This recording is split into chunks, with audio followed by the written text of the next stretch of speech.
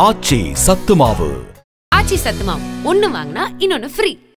प्रधानमंत्री जी, यदि हम देखेंगे GII ग्लोबल इनोवेशन इंडेक्स में भी हम 2014 में हम 81वें स्थान पर थे, जबकि आज हम 52वें स्थान पर हैं। और दुनिया में इतना जंप मारने वाला हिंदुस्तान पहला देश है, लेकिन हमारा लक्ष्य प्रथम 10 में आने का है। और आज हैकाथॉन एक आंदोलन बन गया जो जिले जिले तक में भी पहुंच गया है।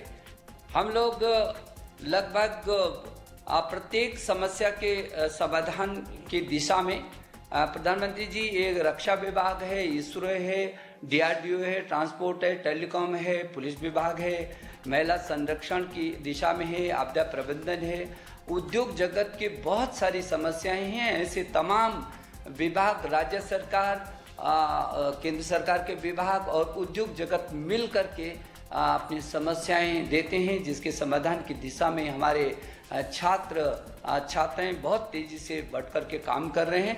इस बार इन प्रविष्टियों के लिए परिसर तक का भी माहौल हैकाथॉन का हो सके, एक ऐसी संस्कृति पनपे, तो परिसर में जाकर के भी ये सुनिश्चित ताकि गुणवत्ता और सुनिश्चित हो सके, तो अंतर परिसर स्तर पर भी इस हैकाथॉन को किया गया, और उससे ताकि परिसरों को भी इस दिशा में तेजी से और एक अच्छी मजबूती मिल सके।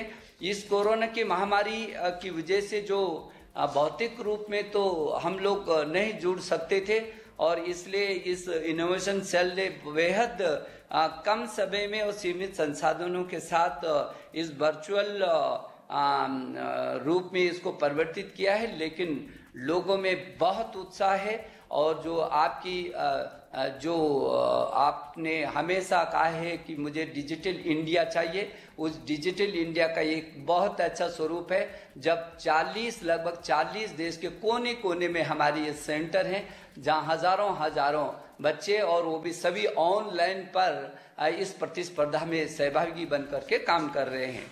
प्रधानमंत्री जी, आपके आशीर्वाद से ये हमारा जो नवाचार प्रकोष्ठ है वो भारत के आर्थिकी की दिशा में एक आधार स्तंभ बनने की दिशा में लगातार कोशिश कर रहा है। और इसी कड़ी में स्मार्ट इंडिया हैकाथॉन है।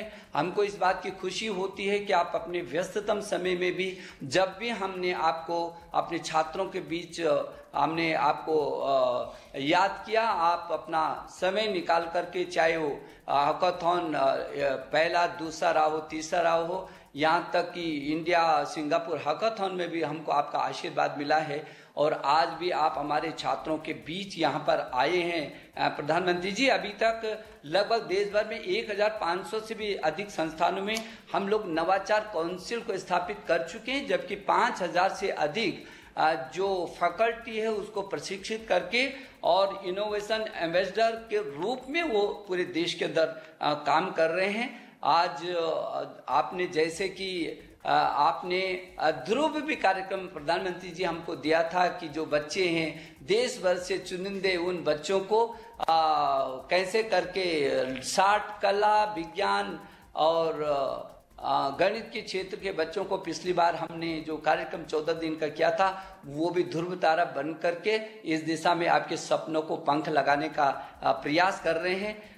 मैं समझता हूं कि ये जो जितने भी यहाँ पर चुनिंदी ये चुन करके आए ये जो टीम है प्रधानमंत्री जी, इन हर विजेता टीम को 1 लाख रुपए का पुरस्कार भी मिलेगा, और उसमें AICT के द्वारा ये वित्त पोषित भी होंगे।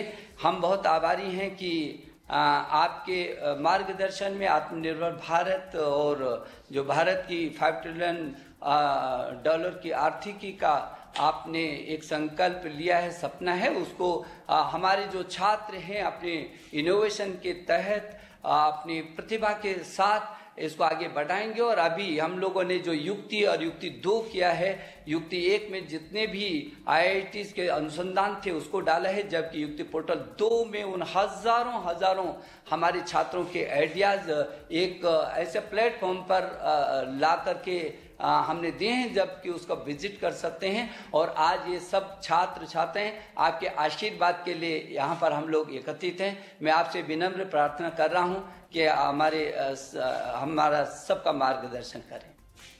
प्रधानमंत्री जी।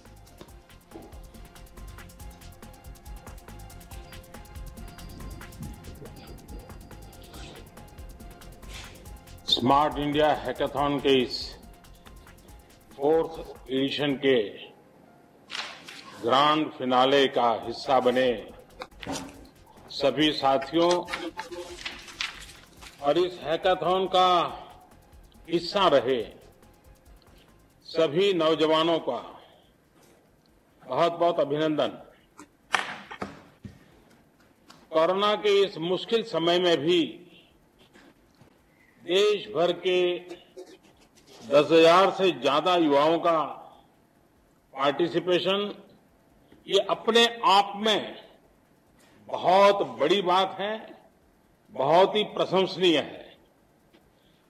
साथियों, चाहे वो स्मार्ट इंडिया हैकाथॉन हो या फिर इंडिया सिंगापुर हैकाथॉन, बीते सभी एडिशन में मुझे आप सबके बीच रहने का अवसर मिला है। आपको जानने का, समझने का, सुनने का मेरा सौभाग्य रहा है और इनको मैंने क्लोजली ऑब्जर्व किया है। आज मैं कह सकता हूं कि देश के यूथ को देश की चैलेंजेस से जोड़ने और उनके इनोवेटिव टेक आधारित सॉल्यूशन तैयार करने के जिस लक्ष्य को लेकर हम चले थे, उसमें आप सबने बहुत बड़ा योगदान दिया है। देश काफी आगे बढ़ा है। इस बार तो कोविड के चलते ये इवेंट होना ही अपने आप में एक चैलेंज था, जिसको आप सभी ने, ऑर्गेनाइजर्स ने सॉल्व करके आज ये स्थिति, एक दृश्य पैदा किया है। आपने पहला चैलेंज एक प्रकार से मैं कहूंगा सॉल्व कर लिया है। अब बाकी चैलेंज जो आपको मिले हैं, उनको लेकर आप सभी नौजवान साथी क्या कर रहे हैं, मैं आपको कुछ सुनाऊं, उससे ज्यादा मैं आपसे सुनने के लिए बहुत उत्सुक हूं।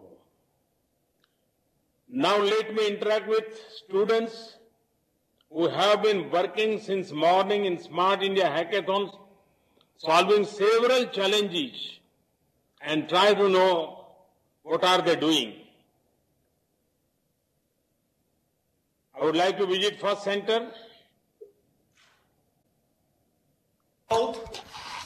Sri Krishna College of Engineering and Technology, Coimbatore. तो वहां के छात्र आपके साथ।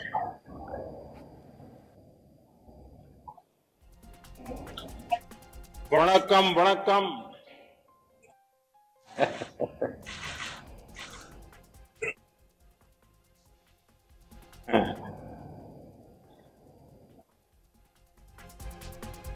प्लीज।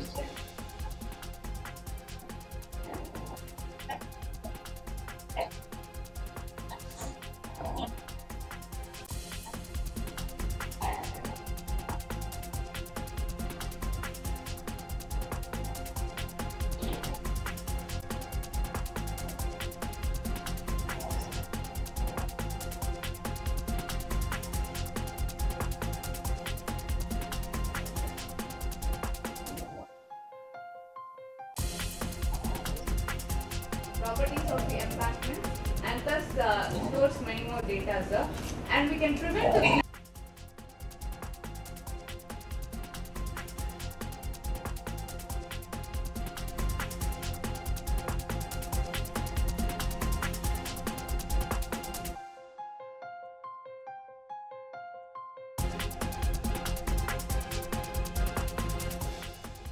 ஸ்மார்ட் இந்தியா ஹேக்கத்தான் 2020 போட்டியின் இறுதிச் சுற்று இன்று துவங்கி வைக்கப்பட்டிருக்கிறது.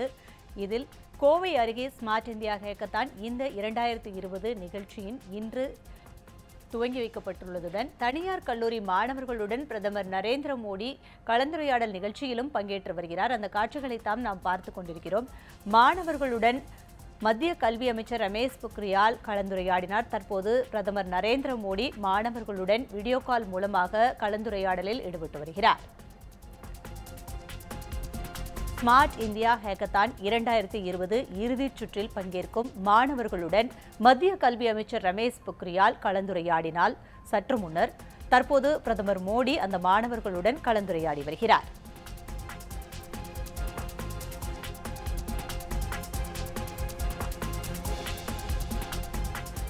ஸ்மார்ட் இந்தியா ஹேக்கத்தான் 2020 போட்டியின் இறுதிச் சுற்று இன்று தொடங்கி வைக்கப்பட்டிருக்கிறது. இதில் கலந்து கொண்டிருக்கக்கூடிய மாணவர்களுடன் இந்த இறுதிச் சுற்றில் பங்கேற்கும் மாணவர்களுடன் பிரதமர் மோடி தற்போது வீடியோ கால் மூலமாக கலந்துரையாடி வருகிறார்.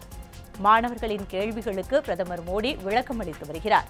கலந்துரையாடலை தொடங்குவதற்கு முன்பாக பிரதமர் மோடி வணக்கம் வணக்கம் என்று 2 முறை கூறி மாணவர்களுடன் அறிமுகப்படுத்திக் கொண்ட பின் மாணவர்களுடைய பல்வேறு கேள்விகளுக்கும் பிரதமர் மோடி பதிலளித்து வருகிறார்.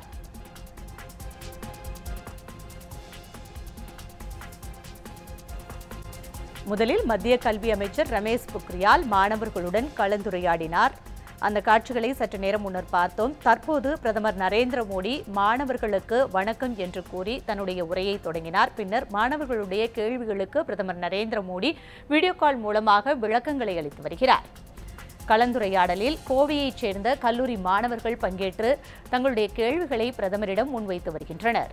ஸ்மார்ட் இந்தியா ஹேக்கத்தான் 2020 போட்டியின் இறுதிச் சுற்று இன்று தொடங்கி வைக்கப்பட்டுள்ளது. இந்த இறுதிச் சுற்றில் பங்கேற்கும் மாணவர்களுடன் பிரதமர் மோடி கலந்துரையாடி வருகிறார். கோவை அருகே நடைபெற்றுக் கொண்டிருக்கும் இந்த நிகழ்ச்சியில் கலந்துரையாடலில் கோவையைச் சேர்ந்த தனியார் கல்லூரி மாணவர்கள் பங்கேற்று பிரதமர் மோடியிடம் வீடியோ கால் மூலமாக தங்களுடைய கேள்விகளை கேட்டு வருகின்றனர். பிரதமர் மோடியும் வணக்கம் என்று கூறி மாணவர்களுடன் கலந்துரையாடி வருகிறார்.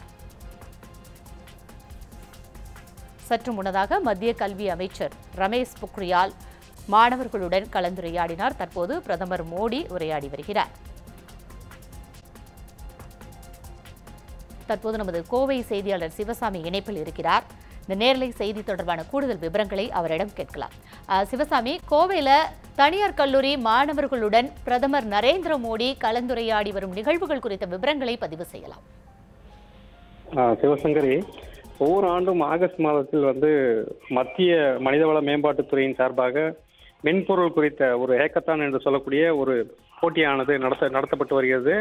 இந்த போட்டியில் ஒவ்வொரு ஆண்டும்